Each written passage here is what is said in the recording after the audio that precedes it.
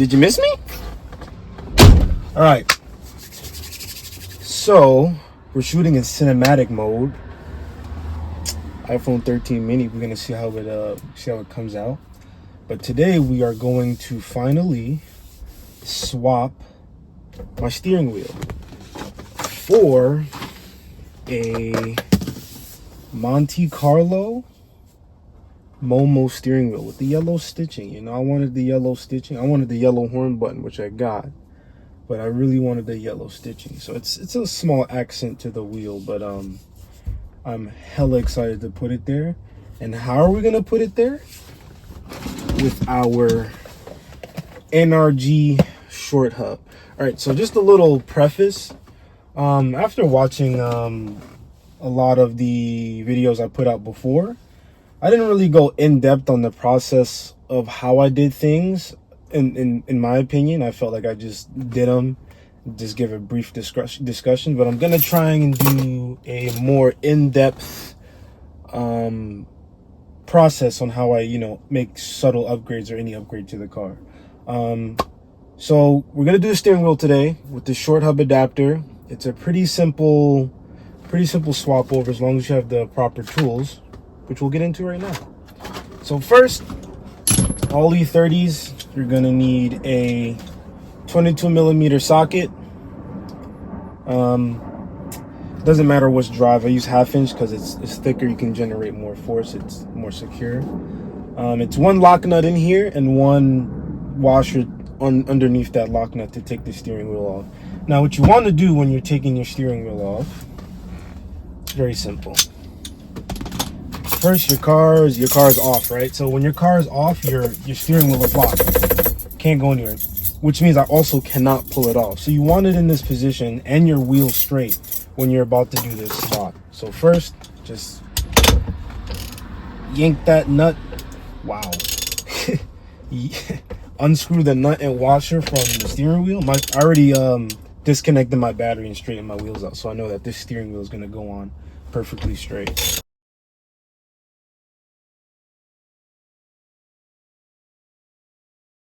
So now, like, the nut is off, right? So I can yank on the steering wheel all I want and it won't come off. So what you're gonna have to do is put your car in ignition or on. Battery's off, so none of the ding dings came on, and then the little lock is right here. So when I unlock it, it's up. So I can't pull the wheel off, but when it's down, so I can take the wheel off. So I want it to be off right now, so I'm gonna leave the car in the on position. Take out the nut and washer.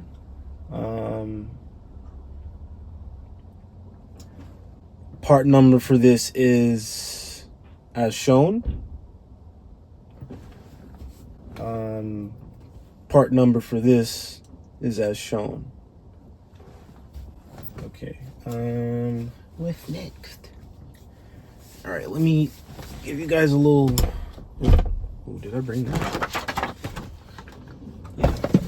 So normally there's a horn contact right here, right? That's what this little thing right here is, a horn contact that goes on this ring right here. And all it is really an open circuit, so that when you click on the horn button, it closes the circuit, therefore your horn goes off. That's usually what it is. But mine is actually really destroyed. I don't know how it got like that. And I got another one from a junkyard, from a car whose steering wheel actually came off. Usually in junkyards, the steering wheels are locked in position, therefore you can't get to you can't even take the steering wheel off or any of the components that you need from the steering wheel, because you need the specific key for your ignition. But anyway, I got another one. And the downside is I have to drill out these rivets before I put in my new one in, which is going to be secured with M5x20 socket head screws, spring washer, and a lock nut. Real secure, real easy. But first, we're going to have to take off this bottom portion of our, not bottom portion, this, the bottom portion of our steering column, which we're going to use a regular Phillips head screwdriver. I use the long one because there's a little gap under here that's like not easy to reach. With like before I took this off when I had to switch something under there, I like had to go underneath, like lay on my back. But now that I have this long one, like I can probably sit here and put it up there and everything will be fine. But for now, we're just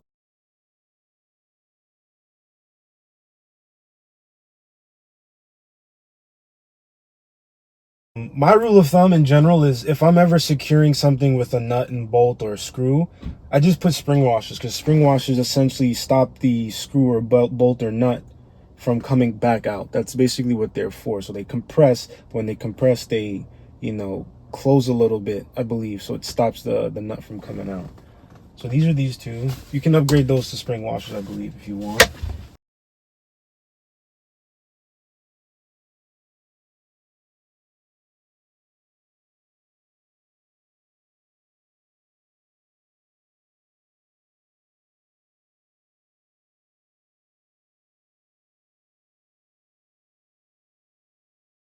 I don't think you need the part number for this. If you don't have this in your car, you probably should have not bought it, because why is that missing?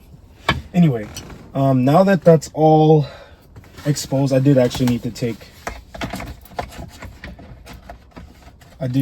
these two screws off because they were holding the front part in place. Okay, so now that we have this off, now we have our workspace that we're working with. So I'm gonna drill this out. It requires, oh, not requires, but what I have. I'm not going to get another one. 1/4 bit drill bit, and I'm just gonna drill through the rivet. There's one in the back that I don't think I can drill through, but I'm gonna drill through the front one. Or I'm probably gonna drill through both, whichever one works better. And there's a little ground plug that plugs into the back of this. So once that comes out, I'm gonna put this in and lock it in place, and then we have a more secure horn contact.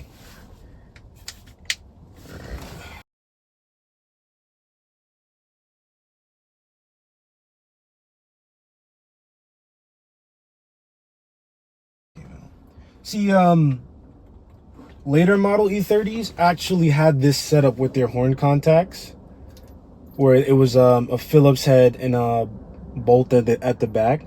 I mean, a nut at the back. So they didn't have to do what I'm doing. If you have a early model, like 1984, 85, we're the ones that have the rivets in our horn contacts. And now one more.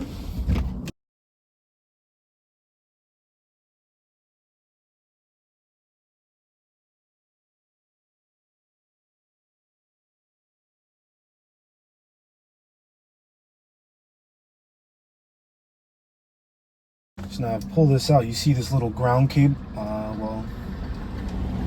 there's a little ground cable right here. Maybe I should get a close up of that. It's kind of hard though, because like I don't want to mess up the camera angle when I bring it back.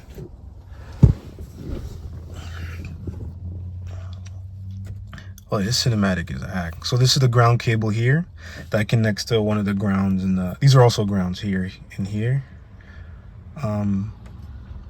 This is what the new plug is going to plug into.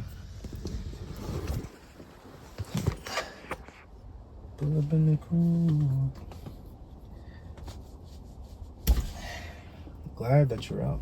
Yeah, you can kind of like, I had it with electrical tape, keeping it, and it still worked.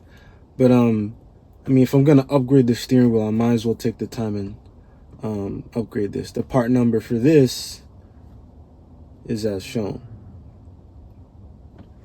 For real, even if you don't have a car, just get you a nice tool set. Just get you a tool set. You never know what you may or may not need to use that tool set for. But just cop one. Like, what's the harm? So this is, I guess I'll put the link because this doesn't have a part number, but like Duratech is just a double-sided wrench set from 5.5 to 27. All right, I think that's like 1, 2, 3, 4, 5, 6, 7, 8, 9 maybe. I think 9 wrenches in total. And these are thin ones. They have ones in regular size. I got the thin ones because I figured I'd be able to use them better or more frequently, but like having less material to grip on and turn on old cars especially, it's not a vibe. So probably get the regular size ones. All right, so these are all M5. Everything M5 lock nuts, M5 spring washers, M5 socket heads, which you'll need a 8mm wrench for, and a 4mm Allen key. I'm pretty sure it's 4mm. Yeah, 4mm. So the perks of having a bike and having a bike first, then upgrading a car is you can use your bike tools sometimes. So this is Park Tool. I guess I'll drop the link. But it has a 4, 5, and 6 Allen key and a Phillips and flathead screw. So multi-tool type shit, you know?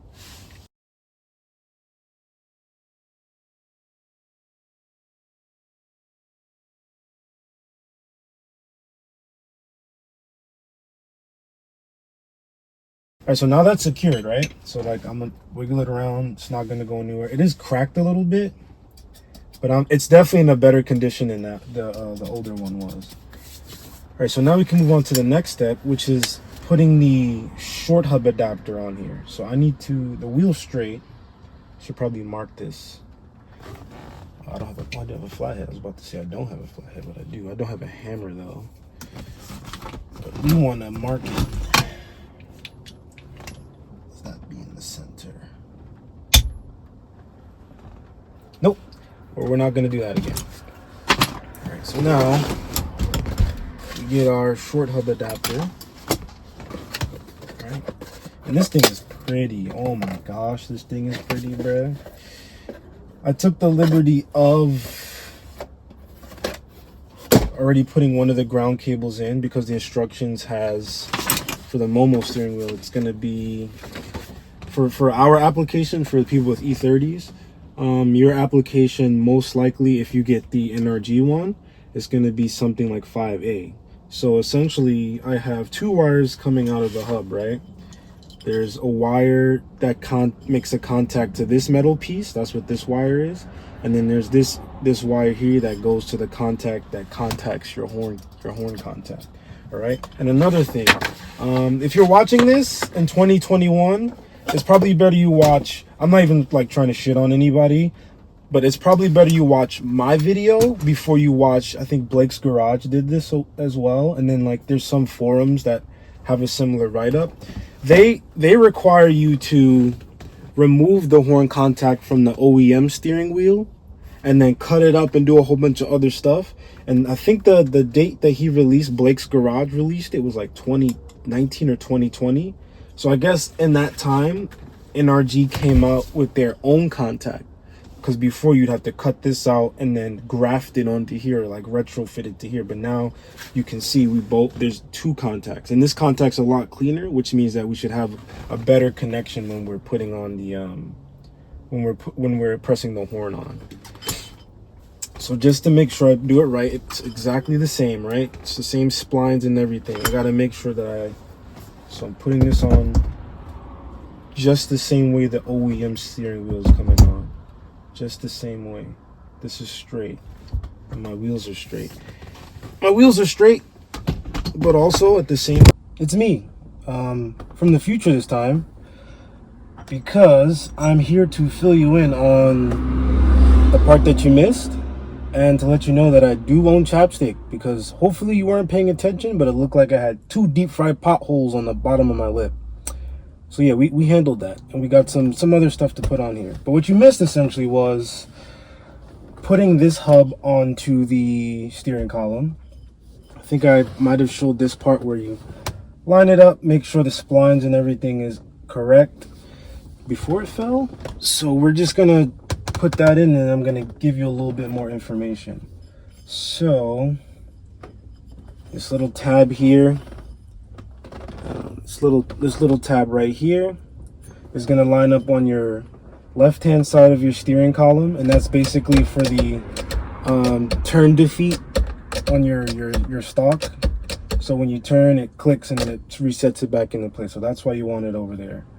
So I'm gonna put you straight on.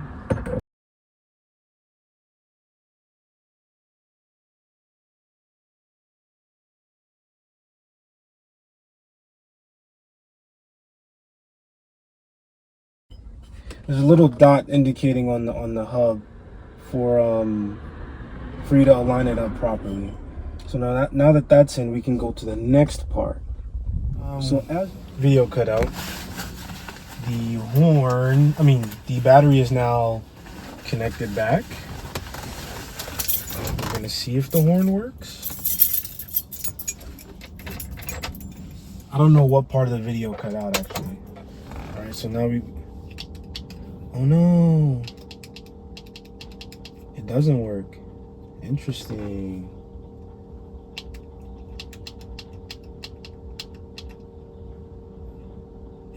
That sucks. Oh, almost. Something happened. One more thing. So, as you saw, I tried to make the horn work with the contact ring. The reason why the horn didn't work is because when you have an electrical ground, it must touch bare metal. That's how the circuit's completed, and that's how a ground is made, with bare metal. Using the ring here, right? Using the ring here, it's bare metal, right? On top, but underneath is a painted surface. That's why the horn wouldn't work. Now, if I were to file this down to make this bare metal instead of the coating that it is now, then it would have worked perfectly fine. But I just jumped the wires, and now it should work. Yo, these spade connectors are brolic, bro. Damn.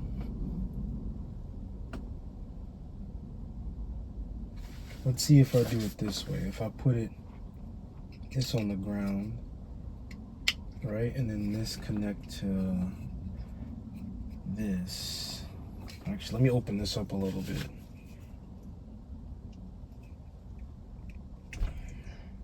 Just a little bit. A little bit of this, a little bit of that. No, put that back. Now let's see.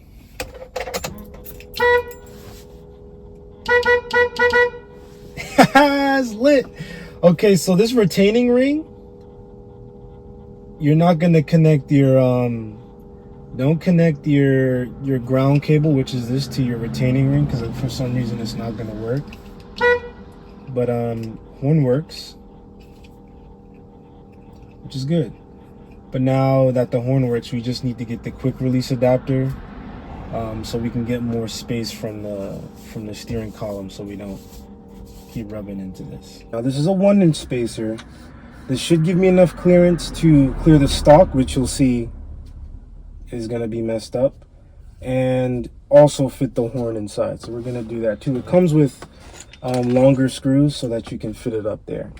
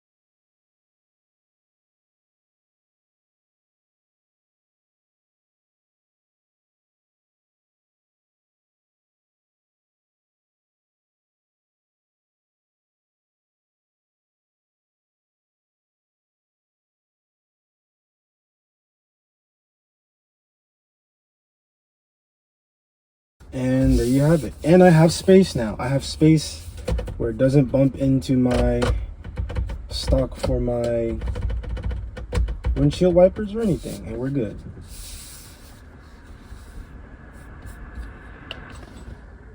Also, if you're gonna run the steering wheel, it seems as though it's not gonna come with the OEM click to stop turn. So essentially, when you turn your car off on the E30 and you turn your steering wheel one direction after you turn it off, that little knob I showed you guys that's here usually clicks so that the steering wheel can't be moved, but the steering wheel clearly can be moved. So get you a little club. This is my grandfather's club from his, was a 98 Nissan Maxima. I'm literally gonna have this for like the rest of my life, hopefully. I'm gonna get one for the brake pad, not brake pad, the clutch pedal eventually. But now that you have this aftermarket steering wheel without a quick release, you should probably run one of these. But yeah, actually I might just leave it like this, just in case an emergency, bam, you know. Anyway, thanks for watching. This is season 3, I believe. So there's gonna be an intro video for season 3. I have a whole bunch of stuff that I want to do this year for the car. I'm starting off with something super light and super special to me. But yeah, thanks for watching. I don't know what YouTuber. I'm not a YouTuber. Anyway, good job for sticking with me this long. Hopefully you'll be around for a little more. Peace.